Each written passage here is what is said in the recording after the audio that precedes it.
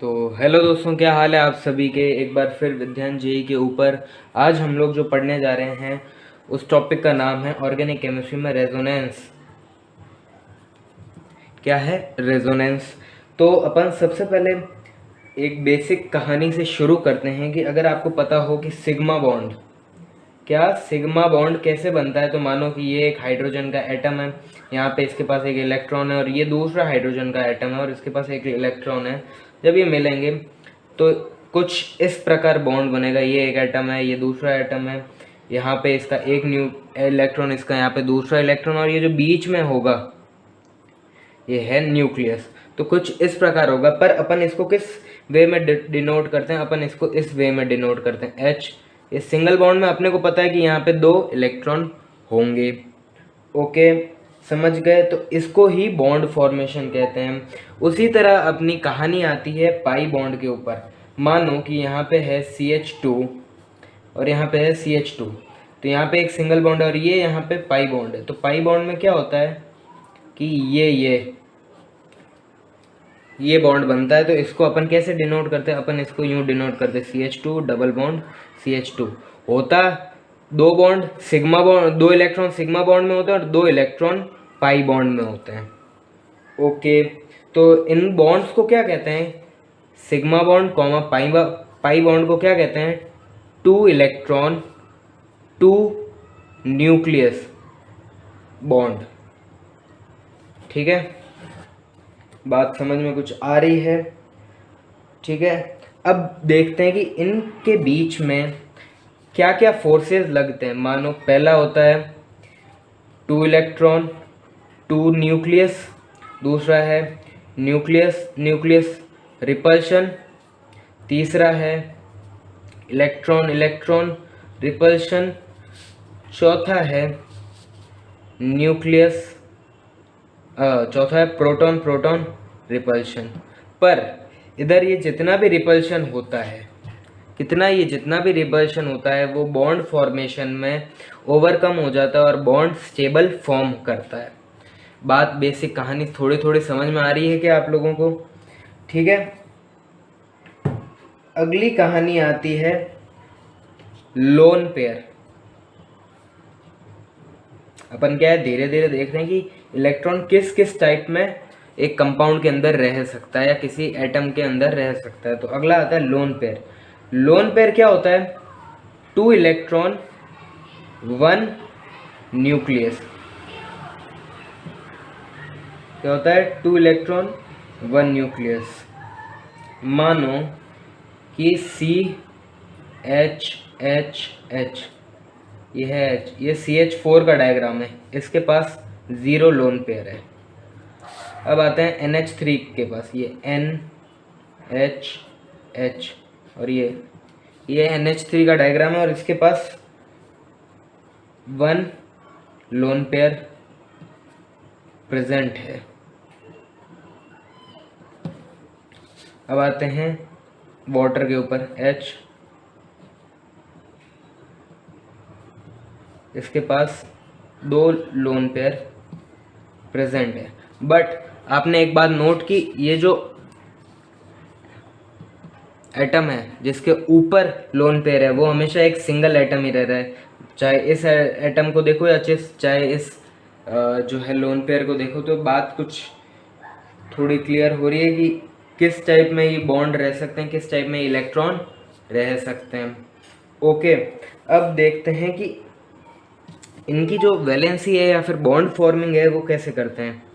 तो ये कार्बन है, कार्बन का क्या कॉन्फ़िगरेशन होता है? 1s2 2s2 2p2। तो ये 1s, ये 2s और ये होता है यहाँ पे, ये दोनों भरे हुए, ये यहाँ भरे हुए और ये यहाँ और ये यहाँ भरा हुआ, 1s 2s 2p। अब क्या होगा कि इसमें एक्साइटेशन होके ये इलेक्ट्रॉन यहाँ चला जाएगा, इसको खाली डब्बा मिलेगा और ये भाग जाएगा। पर आप तो बोलोगे कि यहाँ पे तो एनर्जी नहीं रिक्वायर्ड होगी। बिल्कुल यहाँ पे एनर्जी रिक्वायर्ड होगी, बट एक्साइटेशन करने के बाद ये 1s में तो 2 इलेक्ट्रॉन रहेंगे, फिर 2s में 1 इलेक्ट्रॉन, 2p में 3 इलेक्ट्रॉन। अब यहाँ पे जो है ये 4 बॉन्ड फॉर्म कर सकता है। कितने? 4 बॉन्ड। तो अब इस 4 बॉन्ड फॉर्म करने में जितनी एनर्जी रिलीज होगी ना, ये इसकी एक्साइटेशन एनर्जी को ओवरकम कर लेगी और ये 4 बॉन्ड फॉर्म कर जाएगी, तभी इसको बोलते हैं टेट्रावैलेंट। इसी तरह नाइट्रोजन का भी होता है और इसी तरह ऑक्सीजन का भी होता है। नाइट्रोजन में यहाँ पे ये ऑलरेडी फुलफिल होते हैं,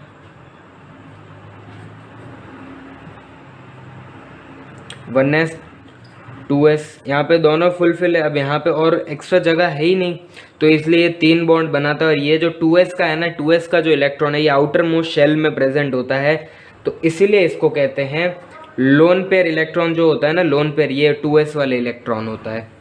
गॉट इट। और बॉन्ड फॉर्म जो करता है ये 2p वाला करता है।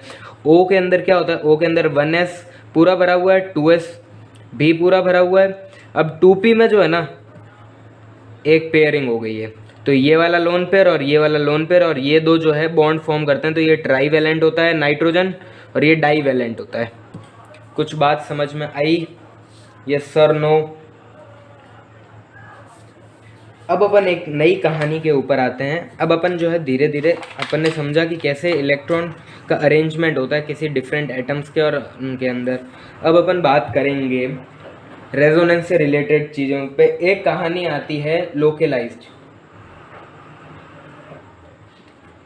लोकलाइज्ड में क्या होता है कि आपके लोन पेयर हो, लोन पेयर होना चाहिए, तो वो लोन पेयर आपका जो होगा वो लोकलाइज्ड होगा। टू इलेक्ट्रॉन 1 न्यूक्लियस होना चाहिए, वो कोई बात नहीं। या फिर बॉन्ड पेयर होना चाहिए। बॉन्ड पेयर यानी जो बॉन्ड बना हुआ है ना, सिग्मा बॉन्ड या फिर पाई बॉन्ड होना चाहिए, तो वो आपके जो है 2 इलेक्ट्रॉन 2 न्यूक्लियस वाली चीज़ है ना, वो होनी चाहिए, तो ये आपकी लोकलाइज्ड है। बेसिकली क्या होता है, ये आइडियल न्यूक्लियस इलेक्ट्रॉन इंटरेक्शन। अब बोलोगे ये क्या शब्द है, इसका मतलब ये होता है कि आइडियली जिस वे में इंटरेक्शन होना चाहिए कि वो बॉन्ड जो है उसी जगह रहेगा, किसी भी सूरत में वो बॉन्ड उस पोजीशन से नहीं हटेगा, या फिर वो बॉन्ड का माइग्रेशन नहीं होगा, उस बॉन्ड के इलेक्ट्रॉन एक जगह से दूसरी जगह नहीं जाएंगे, उसको आइडियल कंडीशन मान के हम यूज़ करते हैं। उस आइडियल कंडीशन को ही लोकलाइज्ड कहा जाता है। अगर लोकलाइज्ड है तो इसका भाई भी होगा, इसका भाई है डीलोकलाइज्ड। ओ सॉरी, मैंने स्पेलिंग थोड़ी एरर लिख ली, डीलोकलाइज्ड। ये वाली जो कंडीशन है ना, ये रेजोनेंस की कंडीशन है।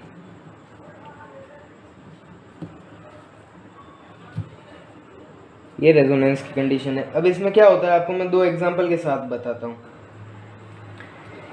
एक एग्जांपल है ये CH3OH।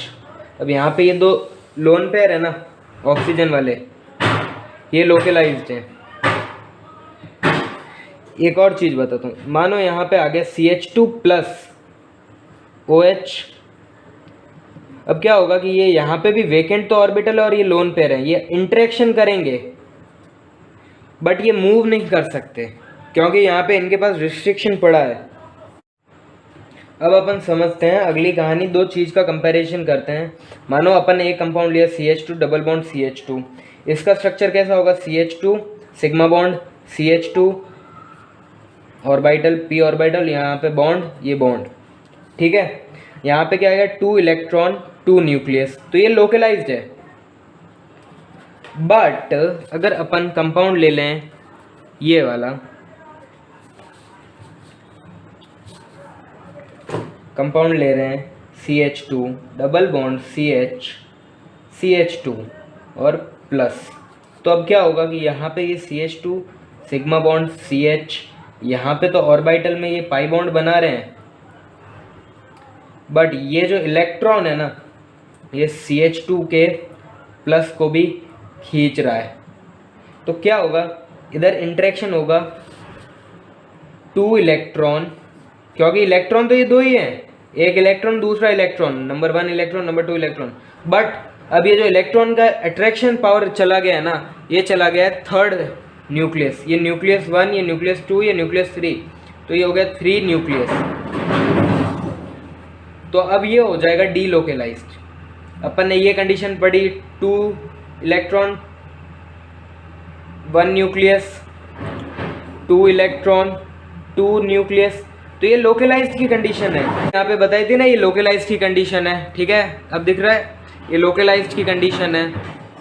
2 electron 1 nucleus, 2 electron 2 nucleus, ये लोकेलाइज्ड की कंडीशन है। बट जब बात आ जाए इन दोनों के अलावा की, दोनों के अलावा जो भी केस है, 2 इलेक्ट्रॉन 3 न्यूक्लियस या 2 इलेक्ट्रॉन 4 न्यूक्लियस या 3 इलेक्ट्रॉन 2 न्यूक्लियस, उस जगह हमेशा आएगा क्या, आपके डीलोकलाइजेशन की कंडीशन। मतलब इसमें क्या होगा, more electron nucleus interaction. Okay, compound से रिलेटेड आपको पता हो कि आप मानो एक आदमी है, आपका ही मान लो, ठीक है, क्या आप अपनी पूरी ज़िंदगी एक जैसी शक्ल बना के रख सकते हैं? नहीं। कहीं आपने मानो फ़ोटो खिंचवाई, ज़रूरी थोड़ी ना है कि अगर अगली बार उसी जगह मैं सेम फ़ोटो खिंचवाऊँ तो मेरी शक्ल वैसी की वैसी होगी। मानो मेरे को मेरी जो है प्रॉपर्टी बतानी है, मेरी शक्ल देख के या फिर शक्ल से मेरी प्रॉपर्टियाँ बतानी है किसी को, और मेरी अलग अलग पोज में अपन देख, टॉप व्यू होता है, side view, bottom view, angled view, तो इन सारे व्यूज़ को लेने का क्या मतलब है कि ये फ़ोटो खींच रहे हैं, एक कंपाउंड की या एक ऑब्जेक्ट की फ़ोटो खींच रहे हैं ताकि उसके हाइट, डेप्थ और उसकी डिफरेंट प्रॉपर्टीज़ के बारे में हमको अच्छी तरह पता चल जाए। उसी तरह हम ऑर्गेनिक केमिस्ट्री में अगर हमारे को कोई एक कंपाउंड समझ में नहीं आई उसकी प्रॉपर्टी, तो हम क्या है, अगर उसका दूसरा कंपाउंड बन रहा होता है, उससे मिलता जुलता उसका कोई भाई बन रहा होता है किसी दूसरे स्टेज पे या रिएक्शन के अंदर, तो हम उसका फ़ोटो खींच लेते हैं। अगर और उस फोटो से अगर उसकी प्रॉपर्टियाँ, सारी प्रॉपर्टी, मतलब बहुत सारे फ़ोटो मिला के अगर उस कंपाउंड की सारी प्रॉपर्टियाँ एक्सप्लेन हो रही होती है, तो उससे हम रेजोनेंस कहा जाता है। और उसी की चीज़ों को जो अलग अलग फ़ोटो हैं उन्हें रेजोनेटिंग स्ट्रक्चर कहा जाता है। चिल्लाओ मत, अगर नहीं समझ में आया तो आराम से देखो मैं क्या कहना चाहता हूँ। मानो हमारे पास एसीटेट आयन है। एसीटेट आयन आप लोगों को पता है क्या होता है? ये होता है CH3 C double bond O minus. क्या मैं इसको किसी और वे में लिख सकता हूँ? बिल्कुल। ये जो एरो होता है ना, इसको बोलते हैं रेजोनेटिंग एरो। जहाँ पे भी एरो दिख जाए मतलब है कि यहाँ पे रेजोनेंस हो रहा है। मैं इसको CH3 CO minus double bond O ऐसे भी लिख सकता हूँ। अगर मानो ये दोनों ही कंपाउंड सेम हैं, इस एसीटेट या एसिटिक एसिड की प्रॉपर्टी एक्सप्लेन हो रही है, तो एट लास्ट हम जो इसका फाइनल स्ट्रक्चर बताएंगे ना, मानो ये स्ट्रक्चर S1 है और ये S2 है, हमको दोनों स्ट्रक्चर से ही कुछ ना कुछ प्रॉपर्टियाँ मिल रही है, तो हम फाइनली इसका स्ट्रक्चर किस बच्चों को क्या बताएंगे कि इसका स्ट्रक्चर है CH3 CO, ये यूँ चार्ज यूँ जा रहा है और बीच में नेगेटिव लगा देंगे, या फिर यहाँ पे कभी डेल्टा नेगेटिव, कभी यहाँ पे, कभी डेल्टा नेगेटिव यहाँ पे। तो इस तरह होता है। ये है रेजोनेटिंग स्ट्रक्चर, ये है रेजोनेटिंग स्ट्रक्चर, ये RS बोले जाते हैं, और ये बोलते हैं मेन स्ट्रक्चर। इनको कई बार बोला जाता है ये फोटो है, ये फोटो है और ये रियल है। क्या है? ये रियल है, ये फोटो है, ये फोटो है। Photo 1, photo 2। ये इमेजिनरी होती है, इसको सेपरेट नहीं किया जा सकता, इसको सेपरेट किया जा सकता है। अब मानो क्या करते हैं कि मानो आपने एक फ़ोटो खिंचवाई, उस फोटो के अंदर आपकी आंखें बंद आई। क्या आई? आपकी आंखें बंद आई। आपने कहा काश इसमें मेरी आंखें खुली होती तो फ़ोटो अच्छा आता। तो आप क्या करेंगे? आप दूसरी फ़ोटो खिंचवाएंगे। मानो आपकी पहली फ़ोटो में आपका बॉडी पोस्चर अच्छा आया है, आपकी दूसरी फ़ोटो में आपकी शक्ल और चेहरा अच्छा आया है, तो आप क्या बोलेंगे कि भैया ये जो है तीसरी फ़ोटो में आपका बैकग्राउंड अच्छा आया है। ठीक है, तो आप किसी फ़ोटोशॉप वाले की दुकान पे जाएंगे, उसको बोलेंगे कि मेरे को क्या चाहिए, मेरे को बैकग्राउंड चाहिए थर्ड फ़ोटो का, मेरे को चेहरा चाहिए सेकंड फ़ोटो का, और जो मेरे को फर्स्ट फ़ोटो में मेरे को मेरा बॉडी पोस्चर बहुत सही आया है। तो क्या करेगा? ओके, मैं इन तीनों को कट कॉपी पेस्ट करके तीनों फोटो से अलग अलग मर्ज करके आपको एक फाइनल प्रोडक्ट दूंगा। क्या फोटोशॉप की यूज लेके वो फाइनल प्रोडक्ट देगा, वो फाइनल प्रोडक्ट अपने पास होगा, but photo 1 photo 3 photo 2 photo 3 अपने पास नहीं होगा। तो क्या हुआ, इससे अपनी पूरी प्रॉपर्टी, अपना पूरा अच्छा फोटो अपने को 3 फोटो मिला के मिला। उसी तरह अगर अपने को किसी कंपाउंड की अच्छी मतलब बेस्ट वे में सारी प्रॉपर्टियां ढूंढनी है तो अपने को कई बार डिफरेंट जो है उसके स्ट्रक्चर लेने पड़ जाते हैं। तो उन डिफरेंट स्ट्रक्चर को ही रेजोनेटिंग स्ट्रक्चर कहा जाता है। ये इमेजिनरी होते हैं, ये किसी इंस्टेंट पे फोटो, यानी जैसे अगर आपको पता हो कैंडिड फोटो जिसको बोलते हैं ना, ये कैंडिड फोटो लिए हुए हैं उस स्ट्रक्चर के किसी अल्फा या बीटा टाइम के ऊपर। ओके, ये इमेजिनरी होते हैं। कई बार इन्हें आरएस रेजोनेटिंग स्ट्रक्चर कहा जाता है, कई बार इन्हें कैनोनिकल स्ट्रक्चर, क्या कैनोनिकल स्ट्रक्चर भी कहा जाता है। तो आप उम्मीद है कि ये साथ साथ में नोट कर रहे होंगे, और वैसे मैं इसका एक बार पीडीएफ जो है साथ में अपलोड कर दूंगा। ओके, अब अपन बात करते हैं रेजोनेंस की डेफिनेशन। मेरे को पता है आप लोगों में से मन के अंदर ये क्वेश्चन होगा कि आखिर रेजोनेंस की डेफिनेशन क्या है। तो एट टाइम्स कंपाउंड, क्या लिखूं भी, चलो लिख लेते हैं आपके लिए रेजोनेंस। ओके, दिख रहा है सबको क्या है इसमें, those compound in which 2 or more structure are required to explain all its property are called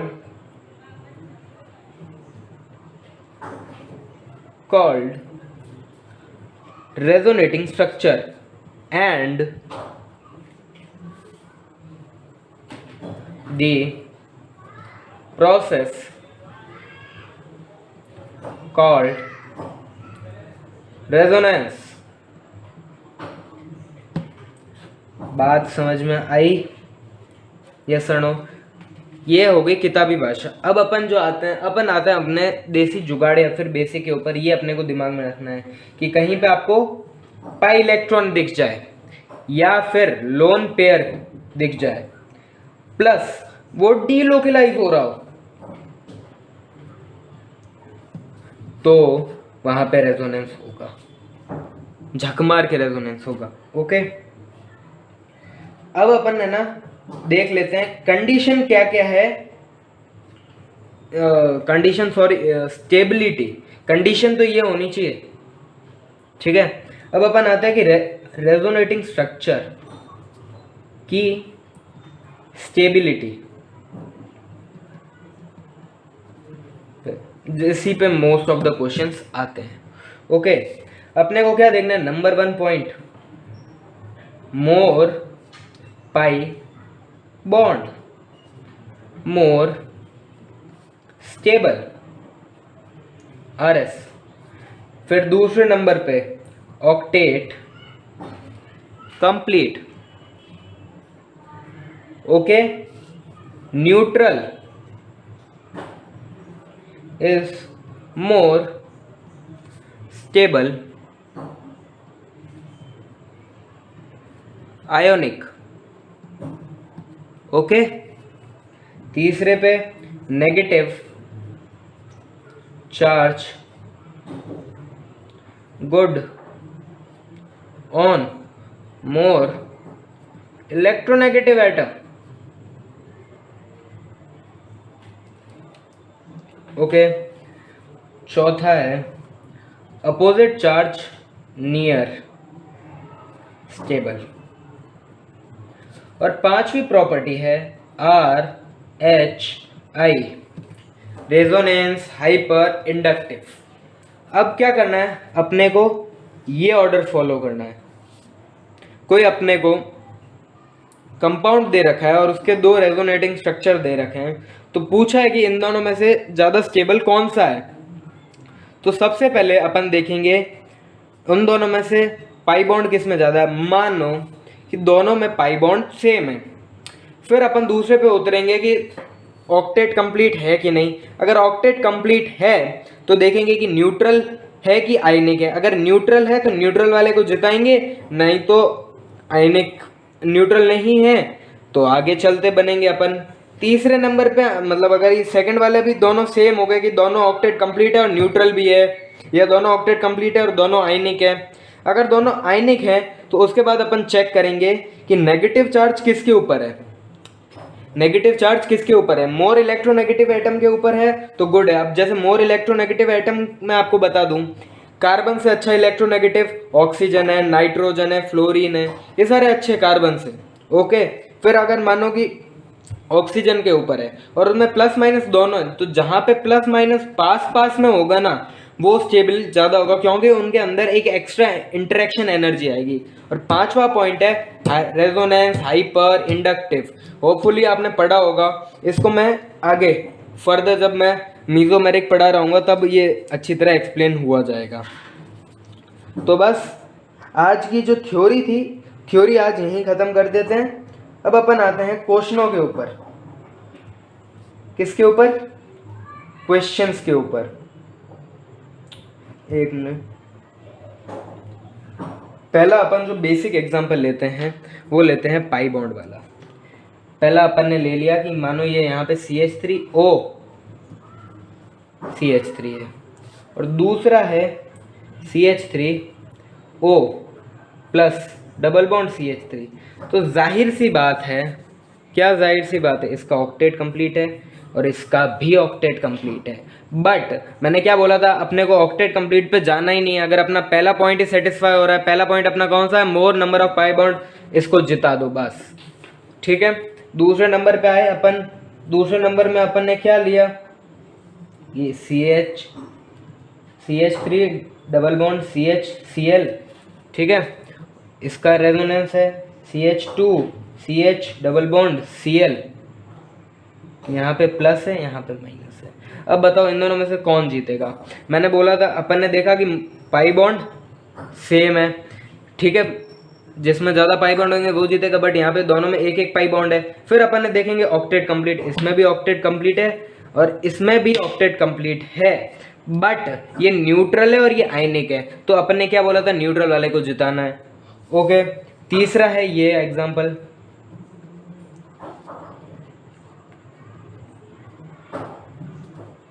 ये और ये चीज़ है यहाँ पे। अब मैंने आपको बोला था कि पाई बॉन्ड दोनों में बराबर है, ठीक है, ऑक्टेट दोनों में कंप्लीट है, दोनों आयनिक है, इस बार दोनों आयनिक है, इस बार दोनों आयनिक है। तो फिर मैंने कहा था कि तीसरे पॉइंट के ऊपर जाने का। तीसरा पॉइंट अपना क्या है, negative charge stable on more electronegative atom. अब यहाँ पे जो है ये कार्बन के ऊपर है और यहाँ पे जो है ये ऑक्सीजन के ऊपर है, तो ऑक्सीजन के ऊपर इलेक्ट्रोनेगेटिविटी ज़्यादा होती है ऑक्सीजन की, तो ये स्टेबल है, ठीक है।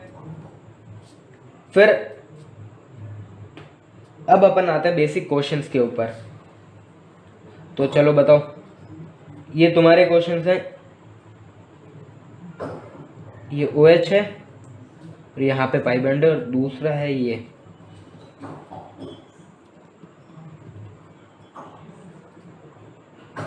अब इन दोनों में से कौन सा होगा, दोनों में पाई बॉन्ड बराबर है, ये न्यूट्रल है, ये आयनिक है। और यहाँ पे दूसरा लफड़ा और आ रहा है कि यहाँ पे इसने प्लस चार्ज दे दिया ऑक्सीजन के ऊपर, माइनस चार्ज दे दिया कार्बन के ऊपर, हाईली अनस्टेबल, ठीक है, तो ये जीतेगा।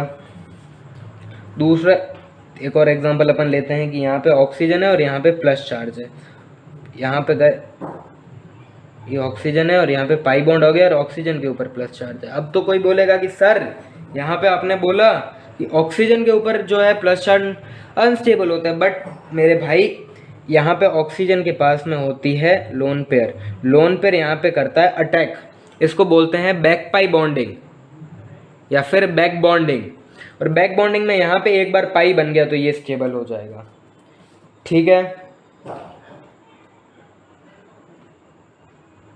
एक ऑर्डर बता, चलो एक एग्जांपल और अपन लेते हैं, ठीक है, अच्छा एग्जांपल लेते हैं। इन दोनों में से स्टेबिलिटी किसकी ज़्यादा होगी बताना। अब कोई यूँ बोले कि मैं इसको पूरा रेजोनेंस में ले जा सकता हूँ, नहीं ले जा सकते, तभी तो उसको रेजोनेटिंग स्ट्रक्चर कहा जा रहा है मेरे भाई। फोटो ही चेंज कर दोगे तो कंपाउंड चेंज ना हो जाएगा। इन दोनों में से बताओ कौन है स्टेबल?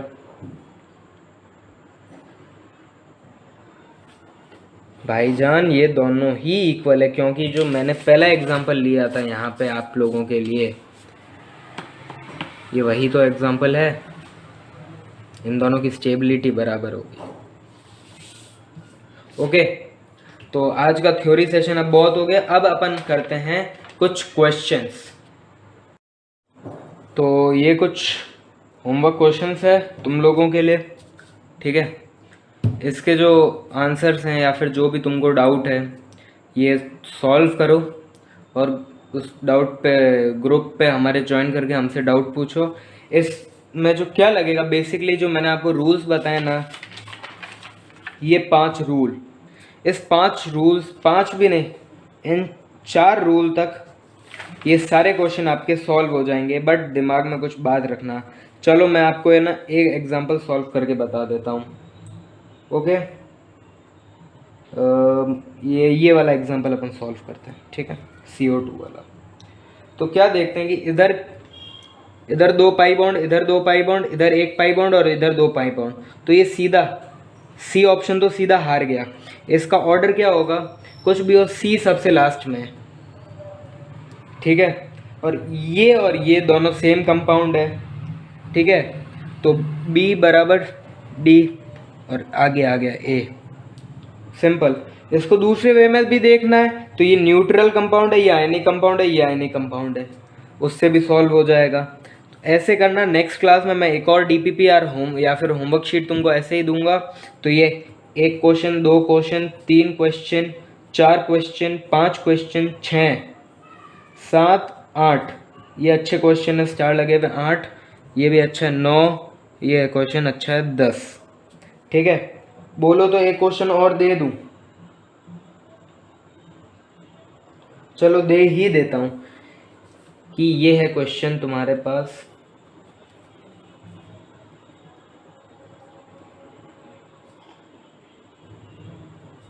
या फिर ये,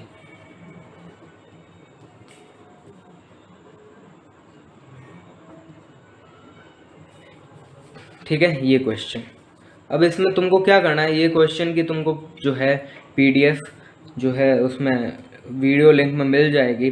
तो इसमें क्या करना है, तुमको बताना है order of resonating structure stability, और ये किससे होगी, इनसे, रेजोनेटिंग स्ट्रक्चर की स्टेबिलिटी पे चर्चा। इन 5 या 4 पॉइंट को दिमाग में रखना। तुमसे ये सारे 10 या 11 क्वेश्चन जितने भी हैं ये आराम से सॉल्व हो जाएंगे, ठीक है। तो बस आज के लिए इतना। नेक्स्ट वीडियो में अपन रेजोनेंस की कंडीशन और भी नए अच्छे टाइप के क्वेश्चंस देखेंगे। तब तक के लिए बाय बाय। अपनी जेई की प्रिपरेशन अच्छी तरह करते रहें। कुछ डाउट हो तो हमारे व्हाट्सएप ग्रुप पे हमसे जुड़ जाएं। Thank you, bye bye.